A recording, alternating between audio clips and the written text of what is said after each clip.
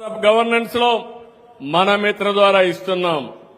ఇవన్నీ కూడా సర్వీసులు వస్తాయి.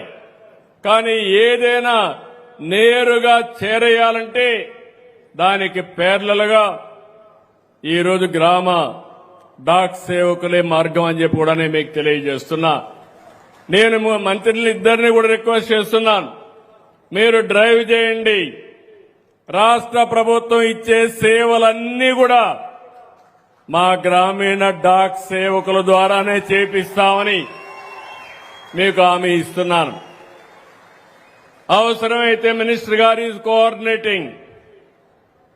ఈరోజు రైలు గాని ఎయిర్ గాని బస్సుల్లో గాని ఎలాంటి పార్సల్స్ ఎక్కడికి పంపించాలో కన్సాలిడేషన్ చేయడం, టెక్నాలజీ ఇంటిగ్రేట్ చేయడం.